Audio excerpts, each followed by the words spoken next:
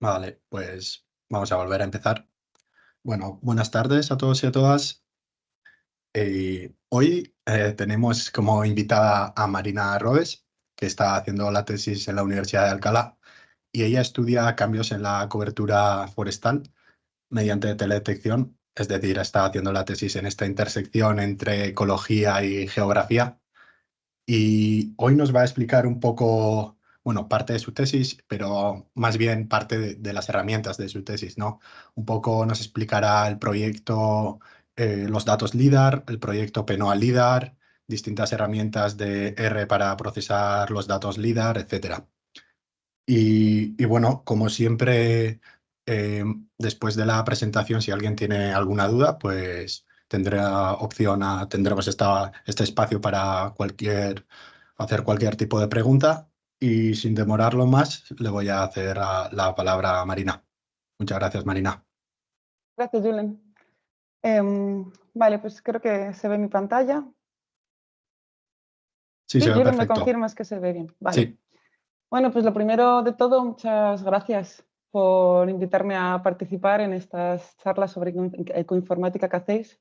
La verdad es que me parece una iniciativa muy interesante. Estoy encantada de poner ahí mi granito de arena. Bueno, como ha dicho Julen, yo estoy haciendo el doctorado en la Universidad de Alcalá y estoy como en ese punto, ¿no? de intersección entre la teledetección y la ecología. Por contaros un poco el contexto de por qué pensé en el título para esta charla, cuando Julen me animaba a que participara en estas charlas, pues claro, dentro del ámbito de la teledetección, pues normalmente trabajamos con grandes volúmenes de datos, con muchos modelos, y había varios aspectos o varias temáticas, digamos, que se podrían incluir dentro de la parte de la ecoinformática. Pero no quería hacer algo muy técnico, algo muy relacionado con la teledetección, y entonces me acordé de algo que me ha pasado de manera recurrente en varios trabajos, que es compañeros, compañeras que están trabajando con sus parcelas, con sus transectos, y me dicen, oye Marina, tú que trabajas con sistemas de información geográfica, ¿no sabrás si yo puedo obtener, pues no sé, cobertura forestal a partir de teledetección? ¿O sabes cómo puedo sacar las pendientes? ¿O cómo puedo sacar ciertas variables abióticas o bióticas, en definitiva, para caracterizar el área de estudio? ¿No? Y entonces pues decidí centrar la charla por ahí, sobre qué información puedo obtener a partir de teledetección para caracterizar mi zona de estudio y en concreto a partir de datos LIDAR, ¿no? Los datos del PNOA LIDAR son datos que son abiertos, de uso completamente gratuito y bueno, creo que es una oportunidad entender en qué consisten y por tanto poder emplearlos en nuestros análisis. La presentación la he organizado en 3 bloques. Primero voy a hablar un poquito sobre qué son los datos LIDAR, cuáles son las principales características y formatos. Luego voy a hablar un poco del proyecto PNOA LIDAR, en qué consiste este proyecto, cuándo surgió, en qué estado se encuentra y qué datos podemos obtener para nuestra área de estudio a partir de los datos de este proyecto. Y luego, por último, un poquito sobre el procesamiento y la visualización de estos datos en R. Para ello me voy a centrar en un paquete que se llama LIDAR, que está diseñado específicamente para trabajar con datos LIDAR y bueno, y también usaré alguna función del paquete de Terra. Para cada uno de los bloques le he puesto aquí un simbolito al lado del número que nos sirva un poquito también de guía por si hay alguien que se une un poquito más tarde a la charla o lo que sea. Bueno, entonces voy a empezar. Voy a empezar, como ya he dicho, hablando un poquito sobre qué son los datos LIDAR. Antes de hablar de los datos LIDAR, tendré que decir, ¿no?, qué es la teledetección. No sé si todos los asistentes están familiarizados con datos de teledetección, con la disciplina de la teledetección, pero bueno, así en resumen, lo definiríamos como esa técnica de adquisición de datos desde sensores que no están en contacto directo con el objeto de estudio. ¿Vale? Cualquier sistema de teledetección tiene un sensor que, para que nos hagamos una idea, pues podría ser como una cámara, por ejemplo, instalado en una plataforma, ¿no? Esta plataforma puede ser un satélite, puede ser, por ejemplo, un avión o puede ser un dron. Este sensor lo que hace es tomar la información fruto de la interacción que se produce entre una fuente de energía, que puede ser una fuente externa como la radiación solar, con el objeto de estudio. En este caso sería la superficie terrestre. Entonces, bueno, se registra toda esta información y luego estos datos se procesan y se llegaría al producto final. Quizás el producto de teledetección más conocido sería una ortofoto, ¿no? Que es como una imagen, una fotografía tomada de manera perpendicular y bueno, sin deformaciones, ¿no? Sobre la cual se pueden hacer mediciones de la superficie. Dentro de los sensores, dentro de la teledetección, tenemos dos tipos, ¿no? Que es importante conocer. El primero sería los sensores pasivos, que son aquellos sensores que reciben la información y utilizan una fuente de energía externa, como puede ser la luz solar. Y luego los sensores activos, que estos sensores activos toman la información o si registran la información de la interacción del objeto de estudio de la superficie terrestre con una energía que ellos mismos emiten. Por poner un ejemplo, que a mí me gusta porque es así muy sencillo, un sensor pasivo sería como una cámara de fotos, sin flash, obviamente, ¿no? Tomas una fotografía de un paisaje y la cámara registra lo que hay que está iluminado con la luz solar. Un ejemplo de un sensor activo, por ejemplo, sería una radiografía. En esta imagen que tenemos aquí, en la radiografía, el sensor toma información de nuestra mano, cómo interacciona con los rayos X, con una fuente de energía que emite el propio sensor, ¿no? Entonces, bueno, estos dos ejemplos serían trasladables a los sensores que hay tanto en satélites como en aviones, como en drones. Un ejemplo de teledetección pasiva pues es lo que tendríamos a la izquierda, ¿no? Esta imagen en RGB que bueno, pues podría venir de satélite Landsat, Sentinel, incluso el propio Meteosat, es teledetección pasiva.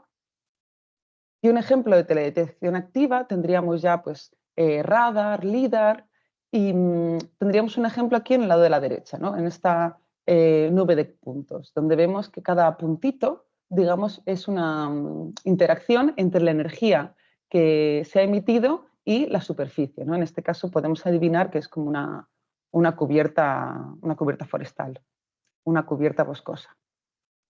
Entonces, bueno, ya con estas bases sentadas de qué es la teledetección, que es un sensor activo, que es un sensor pasivo, ya podríamos pasar a definir qué son los datos LIDAR, ¿vale? LIDAR es un acrónimo de Light Detection and Ranging y es una técnica de teledetección activa. Es decir, es un sensor que emite energía y luego recibe la interacción que se ha producido entre la superficie terrestre y esa energía que el sensor ha emitido. Esta energía es una luz de un láser que registra coordenadas en 3 dimensiones, ¿vale? Y la plataforma sobre la cual puede estar instalado este sensor puede ser satelital. Hace poco se lanzó al espacio un satélite que se llama JEDI, que trabaja con datos LIDAR. También puede ser aerotransportado, que va a ser el ejemplo que os voy a contar con los datos del PNOA, o también puede ser del dron. En la imagen que tenemos a la derecha no es un fiel reflejo de la realidad, de hecho la saqué probando este generador de imágenes, ¿no? Con inteligencia artificial, y aunque me costó bastante, pero bueno, me gustó que si os fijáis aparecen como los haces de luz y esos puntitos, ¿no? Como esos puntitos representarían como la interacción de la luz con la superficie, ¿vale? Y así se acabaría generando la nube de puntos. ¿Cómo funciona exactamente esto del LIDAR? Se emite desde el sensor un pulso y se mide el tiempo desde que ese pulso se envía hasta que vuelve, ¿vale? Esto realmente el principio es muy intuitivo, ¿no? El tiempo es el tiempo que tarda el pulso en ir, tocar la superficie y volver a que se registre es inversamente proporcional a la altura de la superficie o el objeto de estudio. Es decir, cuanto menos tarda es que ha chocado contra un objeto más alto y cuanto más tarda es que ha chocado con un objeto, una superficie más baja. Aquí en la imagen de la derecha intenta un poco representar esto. Cada pulso de un color, pero esta imagen es una simplificación, porque realmente por cada pulso de láser que se emita puede regresar como un retorno o como varios retornos, ¿no? Pues por ejemplo, en este punto naranja que tenemos primero, pues aquí en la copa del árbol podría ser el primer retorno, pero luego podría haber un segundo retorno, por ejemplo, en la siguiente parte de la copa, así hasta llegar al suelo. Cuando trabajamos con los datos LIDAR es importante entender como los atributos y las características, ¿no? En primer lugar, sabemos que cada punto tiene una serie de características. La primera característica es la intensidad. Luego otra característica podría ser, por ejemplo, el número de retorno, si es el primer retorno, el segundo retorno, el tercer retorno. Luego la clasificación. Muchas veces cuando trabajamos con datos LIDAR, con estas nubes de puntos, que por cierto, lo que tengo aquí en la izquierda de la diapositiva, ¿no? Así como en el margen izquierdo, eso sería una nube de puntos LIDAR, ¿no? Entonces, cada uno de los puntos, muchas veces, cuando trabajamos con estas nubes, ya ha tenido un preprocesamiento previo y ya los puntos están clasificados. ¿Qué significa esto? Que cada punto tiene un dato asociado sobre si ese punto es de vegetación, es de suelo, es de un cuerpo de agua, etc. Luego, por supuesto, tenemos unas coordenadas, X, Y, una coordenada Z que determina la altura y luego, bueno, muchos otros datos sobre cada punto, como puede ser el ángulo del escaneo, la dirección del escaneo, etc. Pero bueno, para lo que nos interesa, estos primeros atributos serían los más interesantes. Luego hay una característica del set de datos que también es muy importante tener en cuenta, que es la densidad de la nube de puntos. Esto es, cuántos puntos tengo por cada metro cuadrado. Esto me ofrece una medida, digamos, como de resolución. Sería un poco similar al número de píxeles, ¿no? Cuanto más píxeles tengo en un área, tengo una mayor resolución, un mayor detalle, y con esto pasa lo mismo, ¿no? Cuanto mayor cantidad de puntos tengo por metro cuadrado, es decir, a mayor densidad de puntos, tengo un mayor detalle, ¿vale? Y voy a poder sacar también unas métricas diferentes. ¿Con qué formatos se trabajan los datos LIDAR? Pues tenemos el formato LAS, que es un acrónimo de LIDAR láser, que es el formato en el cual se almacena una nube de puntos, como la que os decía que está en el margen izquierdo de toda esta sección. Luego el formato LAZ, acabado en Z, que no es otra cosa que un formato LAS comprimido. Y luego, por supuesto, el formato raster, no tanto para las nubes de puntos, sino para ya productos derivados, donde transformo esta nube de puntos en píxeles, o los agrupo en píxel, y entonces pues tengo las cuadrículas del raster y en cada cuadrícula pues un atributo diferente, que puede ser la altura, la intensidad, el número de retorno, etc. Pero bueno, también se trabaja bastante al final con datos raster. Vale, una vez que tengo mi nube de puntos, ¿con qué trabajo esta nube de puntos? Os he puesto aquí algunos software, software libre, he intentado centrarme, entre comillas, ahora os diré por qué, para procesar estos datos. Os he dejado también los links. Este primero es Fusion, luego hay uno que se llama Cloud Compare, y luego el de las tools, que es la razón por la cual os decía que era software libre, entre comillas, porque si bien es verdad que hay muchas herramientas de las tools que son gratuitas, muchas otras no son libres, requieren licencia. Luego, por supuesto, se puede trabajar con datos LIDAR desde diferentes lenguajes de programación. Aquí he puesto R, Python, MATLAB, Julia, pero bueno, porque no se me han ocurrido más, pero seguramente que se puede hacer con muchos otros lenguajes. Se puede trabajar tanto en crudo, ya que esta nube de puntos no deja de ser un array, ¿no? Una matriz de varias dimensiones, entonces se podría trabajar en bruto, aunque a lo mejor a nivel computacional podría ser bastante costoso, o también con paquetes específicamente diseñados para ello, ¿vale? Y en la última parte de la presentación os hablaré de uno de R. Principales usos del LIDAR. Bueno, pues aquí he puesto 4 ejemplos, pues por poner alguno, ¿no? Porque realmente la utilidad y el uso de estos datos es, iba a decir infinito, pero bueno, prácticamente ilimitado.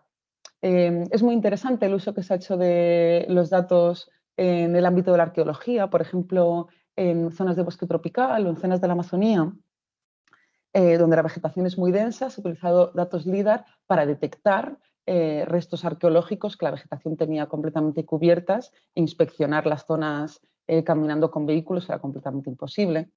A nivel de hidrología, estos datos nos permiten hacer unos modelos del terreno muy detallados. Entonces, se usa mucho para hacer modelos, por ejemplo, predictivos de inundaciones, de escorrentía, etcétera. De ordenación de territorio, un ejemplo podría ser el planeamiento urbano. Y uno de los usos que cada vez es más frecuente y que es de los más comunes es el forestal. Se utiliza mucho para hacer inventarios forestales, incluso para hacer ordenaciones de montes. Entonces, bueno, hasta aquí he hablado un poquito de lo que serían los datos LIDAR, cuáles son los atributos, los principales usos, etc. Ahora voy a hablar de un proyecto, que es el proyecto PENOA LIDAR, que es un proyecto público donde tenemos muchos datos LIDAR completamente gratuitos, de manera completamente abiertos, a disposición de todo aquel que quiera usarlos, y además para cualquier fin, no tiene ningún tipo de restricción. ¿Cuál es el origen de este proyecto?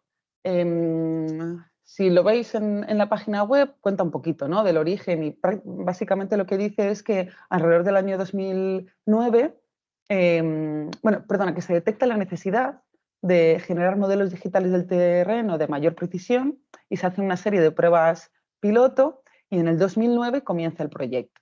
Este proyecto, que tiene por objetivo capturar información en 3D mediante sensores aerotransportados LIDAR en todo el estado. Entonces, se hacen diferentes coberturas. La primera cobertura, es decir, el primer grupo de vuelos que vuelan todo el territorio, se produce entre el 2009 y el 2015. La segunda cobertura entre el 2015 y el 2021, y ahora estamos en la tercera cobertura, que teóricamente es del 2022 al 2025. La densidad de puntos, que es de ese atributo que os hablaba antes de los sets de datos de LIDAR, que es importante conocerlo, es de medio punto por metro cuadrado en la primera cobertura, aproximadamente, a 5 puntos por metro cuadrado en la tercera cobertura. Dentro de la densidad de puntos, aquí hay una variabilidad increíble, ¿no? Por ejemplo, si obtenemos información LIDAR mediante dron, hay algunos que tienen una densidad de puntos de 100, 200, 300 puntos por metro cuadrado, ¿no? De esto dependerá también el área que podemos cubrir y el nivel de detalle que podemos extraer. A nivel de precisión altimétrica, en la primera cobertura hay un error de 40 centímetros aproximadamente, y en la tercera se ha bajado a 10. Toda esta información se puede descargar a partir del centro de descargas del CENIC, y luego destacar que es un proyecto colaborativo de diferentes ministerios y diferentes comunidades autónomas. Esto muchas veces que genera que los bloques de vuelo estén distribuidos por comunidades, y que luego hay algunas comunidades que tienen una densidad de puntos y otros otra densidad de puntos. No sé si es porque a lo mejor había fondos propios de las comunidades y permitían hacer como vuelos más detallados, pero bueno, como anécdota, por ejemplo, la segunda cobertura de Navarra tiene 14 puntos por metro cuadrado. Y en Madrid, por ejemplo, creo que es 1,5 puntos por metro cuadrado, ¿no?, para que veáis un poco las diferencias. Aquí he hecho una impresión de pantalla de lo que sería el centro de descargas. Luego en la última diapositiva os dejo el link. Entonces, bueno, aquí puedes ver los productos, te los puedes descargar por división administrativa, también puedes meter un save file o seleccionar una serie de puntos en el mapa. Y luego también tiene un aplicativo de Java que te puedes descargar como varios tiles, ¿no? Puedes estar ahí descargando gigas y gigas durante varios días con este aplicativo que se descarga automáticamente. El estado del proyecto actualmente de PENOA LIDAR. La primera cobertura está finalizada, finalizó en el 2015. La segunda cobertura falta un bloque, el de Castilla y León suroeste, que es este bloque que os he señalado aquí con líneas diagonales. Pero en la web aparece como finalizado, entonces supongo que ya esa información ya no va a estar disponible. Y luego la tercera cobertura, que como os he dicho antes en la diapositiva anterior, era del 2022 al 2025, pero los primeros datos según tienen publicado en la web, no van a estar disponibles hasta el primer trimestre de 2024. Aquí a la derecha os he puesto un ejemplo, os he puesto los datos de la segunda cobertura. Veréis que los bloques de vuelo están divididos entre comunidades autónomas y entre provincias, los años varían y luego esto a veces pues, puede dificultar un poco, ¿no? Si tenemos, por ejemplo, la mala suerte de que tenemos un área de estudio, imaginaros, ¿no? Entre Galicia y Asturias, ¿no? Cubriendo las dos provincias, de repente te encuentras que tienes unos datos LIDAR de segunda cobertura del 2016 y otro del 2020 y encima a dos densidades de puntos diferentes. Bueno, os cuento todo esto un poco para que lo podáis tener en cuenta a la hora del objetivo un poco de esta charla, que es obtener ciertos valores de parcela, es más que de sobra y funciona perfectamente. Pero a veces si queremos hacer estudios en rangos geográficos más amplios, tenemos que tener en cuenta esto, ¿no? Los cambios de año, los cambios de densidades de punto, etc. ¿Qué archivos me puedo descargar del centro de descargas?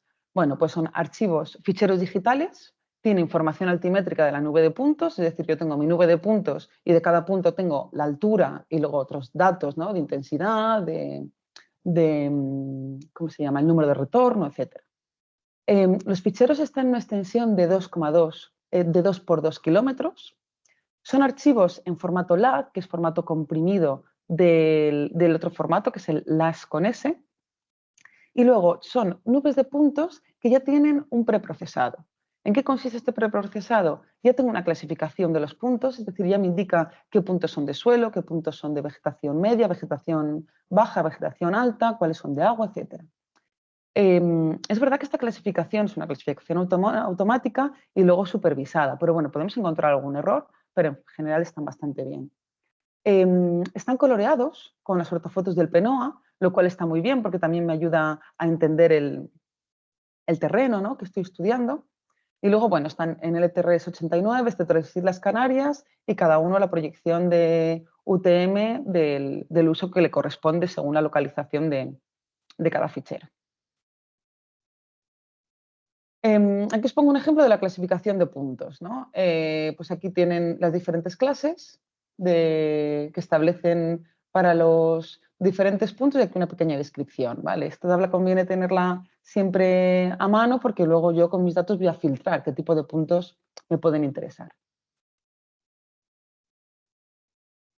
Luego, ¿qué archivos me puedo descargar? Aparte de la nube de puntos, que es lo que estamos hablando y que represento aquí a la izquierda con fondo negro, luego también desde el PNOA nos podemos descargar algunos archivos o algunos productos derivados, ¿vale? Como por ejemplo modelos digitales del terreno a diferente resolución, a 5 metros, a 20, a 200 metros, modelo digital de superficies, mapa LIDAR, el modelo digital de superficies normalizados, que viene a ser la superficie menos el modelo digital del terreno, y luego también un modelo digital de pendientes. Todo esto depende de lo que necesitemos, ¿no? Y depende de la escala de trabajo en la que estamos trabajando, valga la redundancia, ¿no? Si tengo una extensión de terreno o una extensión muy amplia, pues a lo mejor, o depende de la finalidad, no quiero un modelo digital del terreno con una resolución de 5 metros, a lo mejor es un detalle excesivo y me sirve el de 50 o el de 200, ¿vale?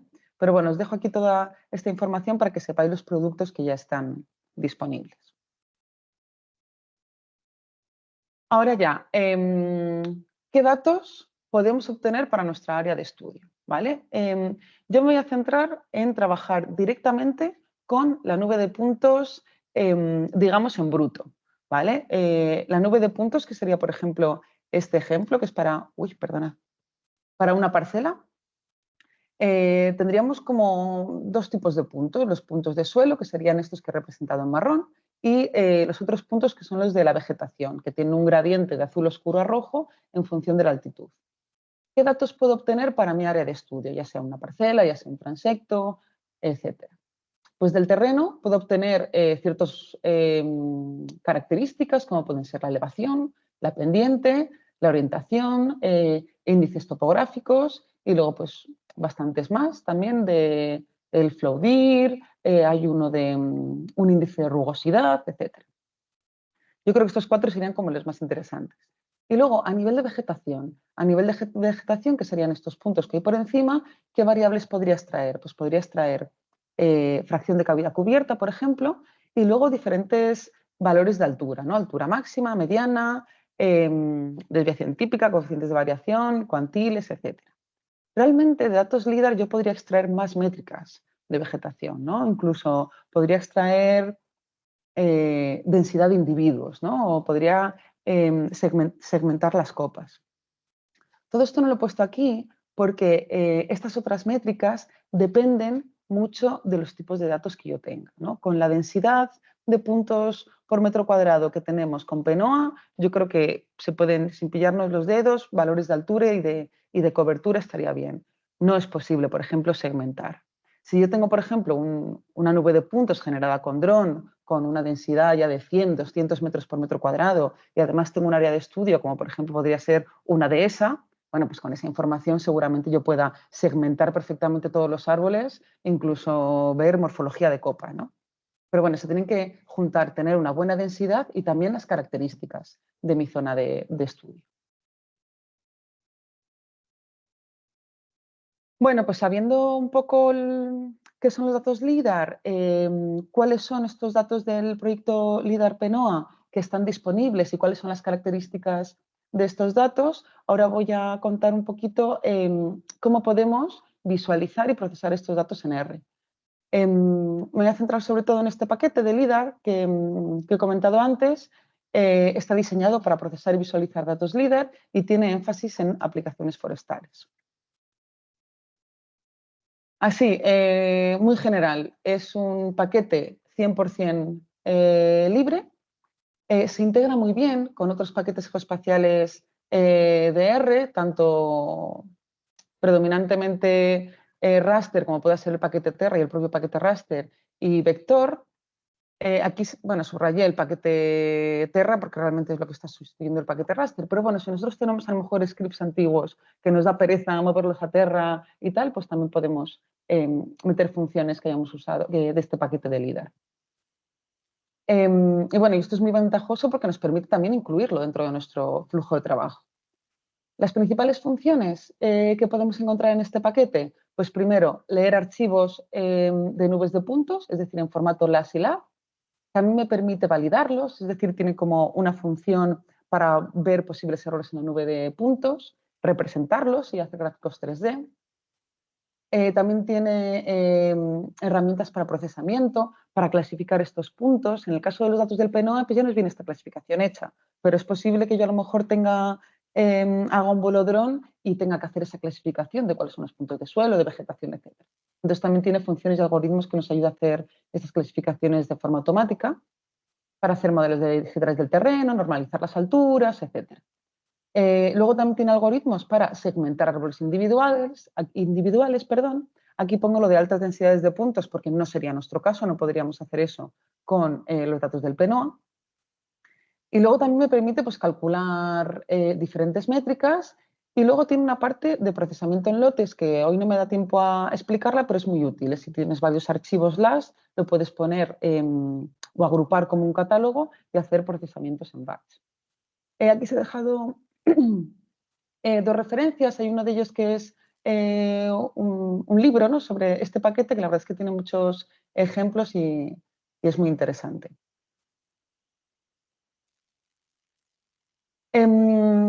Bueno, ya yendo a enseñar un poquito el código, lo primero que a lo mejor a mí me gustaría hacer si yo tengo una parcela es ver la nube de puntos. ¿Vale? Para ver la nube de puntos, pues en primer lugar cargo los paquetes que voy a usar.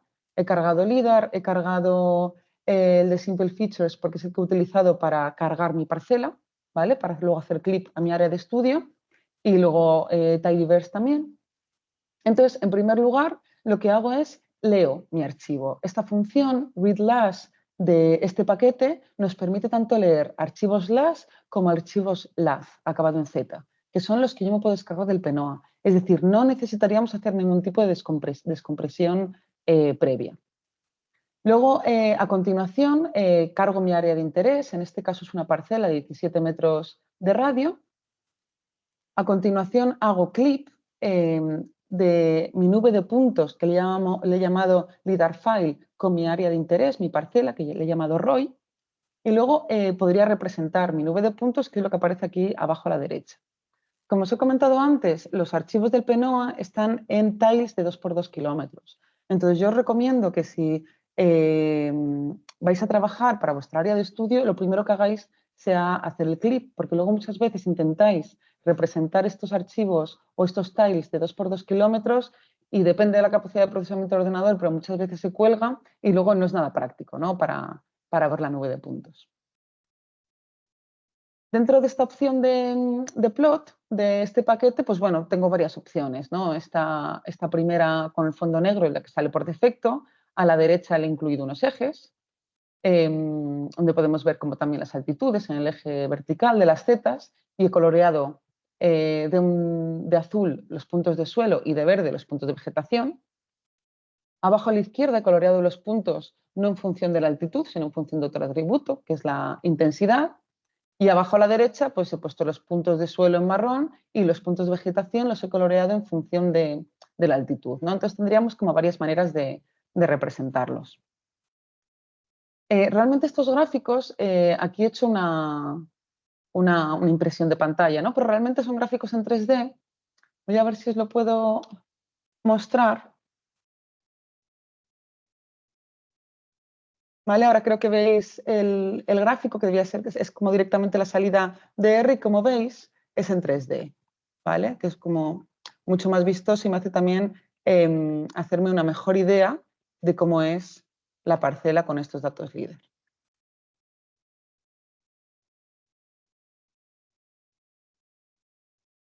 A ver si puedo volver. Vale. Vale, entonces, bueno, puedo representar la nube de puntos de mi parcela, etc. ¿Qué puedo hacer también? Sacar ciertas métricas de la altura de la nube de puntos. Por ejemplo, la altura de la vegetación, ¿no? Aquí en este trocito de código, pues por ejemplo, lo primero que he hecho ha sido normalizar las alturas, es decir, dame las alturas de la vegetación de 0 a 20. No me cuentes la elevación del terreno. A continuación, he filtrado aquellos puntos que corresponden a las clases de vegetación, que son las clases 3, 4 y 5, que estas clases aparecen en esa tabla que os he mencionado cuando estaba hablando del proyecto PNOA LIDAR. Y luego, por ejemplo, aquí con la función CloudMetrics le he dicho, dime cuál es el promedio de la altura de la vegetación. Y me dice el resultado en la consola, eran como 9,27. Para que nos hagamos una idea, ¿qué ha hecho? Ha cogido la nube de puntos, ha normalizado las alturas, es decir, la tengo ahora sobre el horizontal, sobre los 0 metros, y me da el valor de la mediana. A veces me puede interesar, en vez de tener métricas por toda la parcela, tener métricas por píxel, ¿no? Por ejemplo, imaginaros que yo quiero saber cómo es mi parcela a nivel de altitud o a nivel de pendientes. Pues en primer lugar, a partir de la nube de puntos yo puedo calcular un modelo digital del terreno y lo puedo representar. Entonces veo pues, que mi parcela circular está entre los 1.298 y los 1.310 metros. He elegido una zona bastante plana, como veréis. Y bueno, que esta zona norte sería, pues tiene menos elevación que la zona sur. Luego puedo utilizar una función de Terra, que se llama terrain, que utilizo, derivo otras variables a partir de la altitud, como por ejemplo las pendientes. Entonces puedo representar cuáles son las pendientes dentro de mi parcela. Dentro de esta misma función, pues hay varias variables, ¿no? A nivel de orientación, por ejemplo, o índice topográfico, etc. Estas métricas por píxel que hemos visto en la diapositiva anterior, que las he calculado para el terreno, también las podemos calcular por la vegetación, ¿no? Entonces, por ejemplo, hago otra vez la normalización de alturas, filtro de nuevo los puntos de vegetación, como hacía antes cuando quería sacar las métricas por la nube de puntos, y ahora, en vez de utilizar la función Cloud Metrics, utilizo la de Pixel Metrics. Sobre mis alturas normalizadas, le digo que me calcule la altura media y le digo que me lo saque con una resolución de 2 metros el píxel. Y tendría esta representación de aquí, ¿no? Donde veo que en píxeles de 2 por 2 metros, pues tengo alturas de la vegetación entre 2 y 14 metros. Cuando yo elijo la resolución de salida de estos rásteres, es importante que yo tenga en cuenta también la resolución de entrada, ¿no? Por ejemplo, ahora mismo estoy trabajando con un archivo del PNOA, que no me acuerdo si es 2 o 3 metros, 2 o 3 puntos por metro cuadrado, ¿vale? Entonces, bueno, pues a lo mejor esto está bien o está un poco justo, pero si, por ejemplo, estoy trabajando con medio punto por metro cuadrado, pues no puedo hacer píxeles de 1 metro, ¿no? Quedaría muy escaso. Luego, por ejemplo, pues aparte de la altura, pues a lo mejor me puede interesar cómo es la variación de estas alturas, ¿no? Y represento la desviación típica, esta vez con un píxel un poquito más grande, ¿vale? De 4 metros el lado. Y entonces veo también cómo cambia la altura o cuál es la heterogeneidad en términos de altura de la parcela por cada uno de los píxeles. Luego, aparte de estas métricas que puedo sacar directamente, por ejemplo, de la altura, ¿no? En este caso, también hay métricas métricas que se pueden hacer definidas por el propio usuario. Por ejemplo, hay una manera para calcular la fracción de cavidad cubierta, o bueno, por lo menos hay una métrica que puedo sacar que está muy correlacionada con la fracción de cavidad cubierta, que es esta función que os pongo aquí al principio, que sería el sumatorio de todos aquellos primeros retornos con una altura mayor que 2, partido de todos los primeros, del número total de primeros retornos que yo tenga. Por 100 se lo quiero dar en porcentaje. ¿Vale? Este mayor que 2 representa la diferencia que voy a encontrar en altura entre la vegetación arbórea y la vegetación arbustiva o sotobosque, ¿no? Esto puede cambiar en función de cuál sea mi zona de estudio. Y en la siguiente línea lo que hago es hacer esto mismo de Pixel Metrics, pero sobre la función que yo he construido de fracción de cavidad cubierta.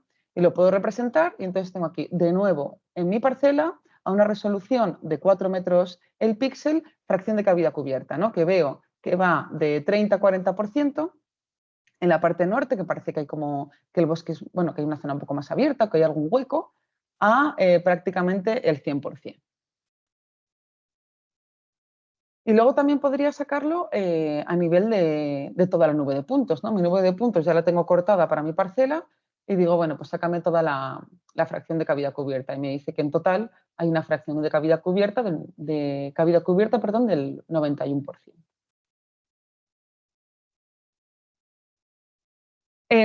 Todo esto sería aplicable para trabajar en parcelas. En transectos sería muy, muy similar.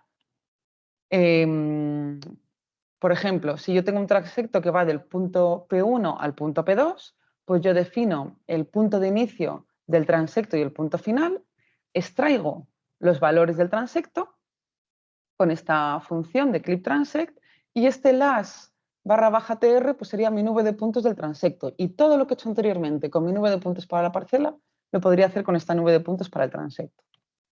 Entonces podría representarlo en 3D. Aquí queda así un poco raro porque no lo puedo mover, pero digamos que esto sería el corte de ese transecto de 10 metros de ancho. Y también podría incluso representarlo con ggplot en 2 dimensiones, ¿vale? Que sería este gráfico de aquí abajo a la derecha. Bueno, y eso sería todo por mi parte. Muchas gracias a todos los que estáis. Cualquier pregunta que surja, yo estoy encantada de resolverla. He dejado aquí algunos links pues del centro de descargas del PNOA para descargar la información LIDAR, donde se encuentran los productos derivados, perdón. La tabla esta de clasificación de puntos para que se sepa qué número corresponde a qué tipo de clasificación para hacer luego los filtros. Y luego también un par de recursos de LIDAR. Todavía no me ha dado tiempo a ordenar bien el script con todos los ejemplos que he puesto en la presentación. He visto que en estas charlas luego dejáis el material disponible. Yo, pues para estos días, pues lo subiré también a GitHub y pondré en la presentación la dirección del repositorio para que se pueda acceder. Y no sé si tenéis alguna pregunta.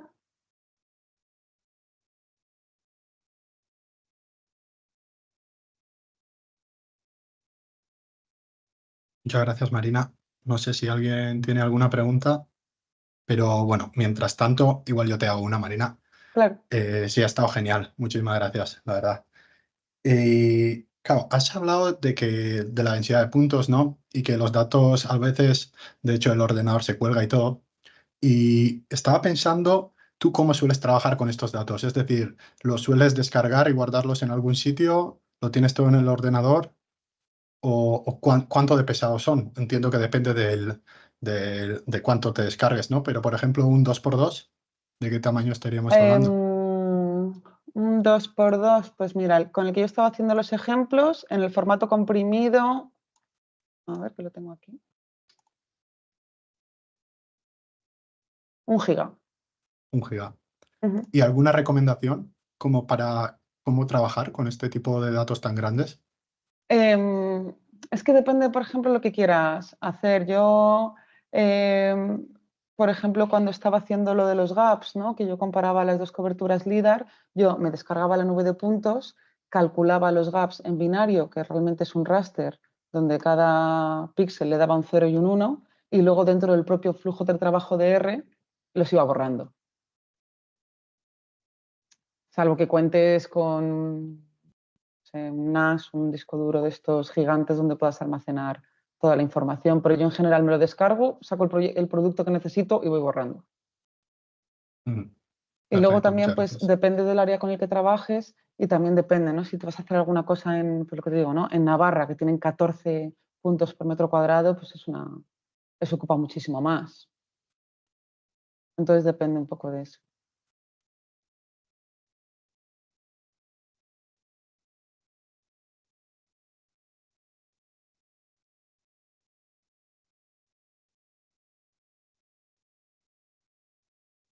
No sé si alguien más tiene alguna otra pregunta.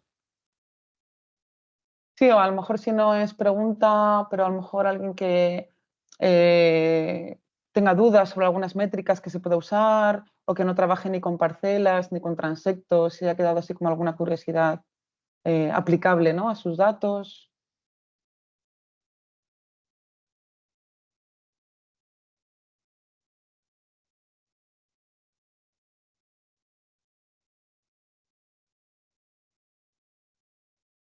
Hola, ¿se me escucha? Sí, sí, te escuchaba. Hola, ¿qué tal? Hola, ¿qué tal? Bueno, lo primero, felicidades, ha sido muy interesante, la verdad. Yo no tenía mucha idea del tema y me ha resultado súper fácil de entender, la verdad que lo he seguido muy bien. Una curiosidad que quizás es que, bueno, no sé si lo habré entendido bien. Por ejemplo, en una parcela entiendo que se pueden obtener los datos de diferentes niveles de diferentes estratos de vegetación. Pero claro, esto no serviría para, por ejemplo, modelar el sotobosque o la parte más inferior de la vegetación, no está muy delimitado por las características de la parte superior. No sé si es una pregunta un poco estúpida, pero No, se no, me no, no, ocurre. para nada. Al contrario. Otra vez depende. Si trabajas con datos de dron, donde tienes una densidad de puntos muy alta, seguramente puedas perfectamente separar la vegetación arbórea del sotobosque y modelar el sotobosque. Con la densidad de puntos que tenemos con LIDAR es muy difícil Ya, diferenciar eso. Sin embargo, en el preprocesamiento que obtienes de estos archivos, sí que te clasifican, ¿no? Estos puntos equivalen a vegetación baja, esta vegetación media, esta vegetación alta. Pero yo no me atrevería a modelar ni la vegetación baja ni la vegetación media, porque con esa densidad es muy difícil que hayan ya, conseguido penetrar, ¿sabes?, lo claro, suficiente. Mm. claro, Pero claro. yo creo que con LIDAR, por ejemplo, de dron, se podría hacer sin problema. Si a veces hasta se ven algunos troncos de árboles, fíjate. Ya, ya, ya, sí. No, como si llegaba a la parte, a la zona del suelo, vaya, pues por eso me surgió también la duda. Muy bien, pues muchas gracias. He visto que están preguntando por el chat si tengo experiencia con segmentación de árboles individuales. No, la verdad es que no. Sé que este paquete de LIDAR tiene, ¿cómo se llama? Tiene diferentes algoritmos y he hecho así alguna prueba y tal, pero no.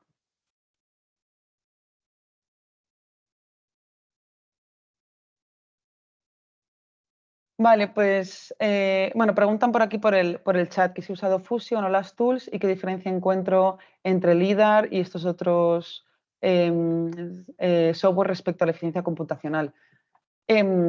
A las tools le tengo un poco de miedo, de inseguridad, porque un compañero me decía que le salían cosas raras y que luego había leído que parece ser que en la versión gratuita a veces como que se mete ruido aleatorio, no sé qué. No sé si esto es cierto o no, pero me dio el suficiente miedo como para no usarlo mucho. Fusion sí, lo he utilizado. Yo tengo la sensación que con Fusion he procesado bastante más rápido que con R. De hecho, una cosa que hice fue implementar todas las funciones de Fusion en R, llamando a la consola de C para poderlo integrar en el flujo de trabajo, que también tengo pendiente subirlo a GitHub. Pero bueno, para zonas pequeñas, por ejemplo, LIDAR, el paquete de R me refiero, creo que es mucho más intuitivo y mucho más fácil de trabajar que con Fusion. Y tiene esa ventaja de que lo puedes integrar en todo el flujo, ¿no? Pero sí, a nivel computacional, Fusion es lo que me ha resultado más rápido. Y a ver, Adriana dice, tengo un conjunto de parcelas del IFN en Cataluña y me interesa obtener para cada parcela la pendiente, elevación y orientación. ¿Qué producto me recomiendas usar? La nube de puntos o los MDT ya derivados de LIDAR. Y en este caso, ¿qué resolución? Considerando limitaciones computacionales. Lo primero que yo pensaría, por ahí Julen también te puede decir más, ¿no? El tema de la precisión de las coordenadas del IFN, como saber cuál es la precisión de tus coordenadas. A nivel computacional, si solo quieres obtener la pendiente, la elevación y la orientación, yo usaría un producto derivado, es decir, usaría un modelo digital del terreno, que ya los tienes disponibles en la web y tienes a 5 metros, a 25, a 200, etc. ¿A qué resolución? Ahí dependería de cuál sea la precisión de tus coordenadas, es decir, si tú tienes unas coordenadas de una precisión de más o menos 10 metros, pues a lo mejor usaría el de 20 metros, ¿no? Si tienes una precisión de algo menor, pues usaría el siguiente. Y creo que me basaría un poco en función de lo que necesitaras, de para qué necesitas obtener esos valores, ¿no? No sé si sí, te queda más o menos claro. Vale, genial.